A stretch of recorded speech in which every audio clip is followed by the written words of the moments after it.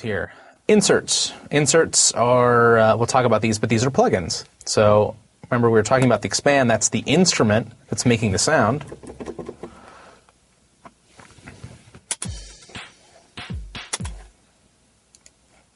And then just below that you'll see a compressor limiter and a lo-fi plugin. These are just plugins that are available that come with the program.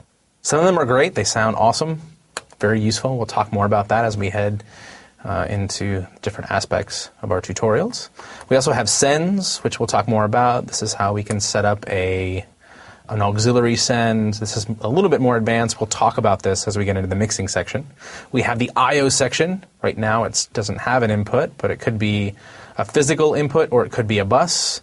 Or right now, because we're using a virtual instrument, we don't actually have to pick the I/O. The instrument is the input. The output is output 1 and 2. So that's the physical output on my sound card.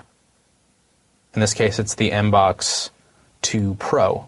So it's going out the main outs of that. That's how we're able to hear everything. These are different automation modes, which we will definitely talk more about. We can group tracks. Right now I don't have any tracks that are grouped, but this is where we would group them. We have our panning. This is a stereo track, so this is how we can pan things. Notice the stereo versus mono. Stereo actually gives you 2 pans, or a left pan knob and a right pan knob. This is really flexible, and also why I believe that ProTools typically generates stereo files as dual mono files, because it's a true stereo file, and you can actually change the relationship.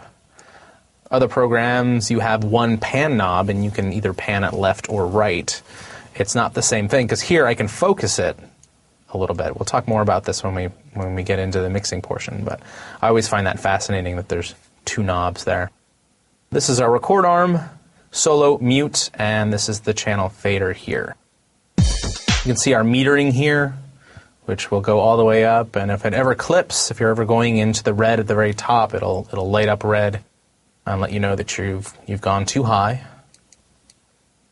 Here we can, this is a MIDI track, or it's a sort of a hybrid MIDI track, but we can do patch changes.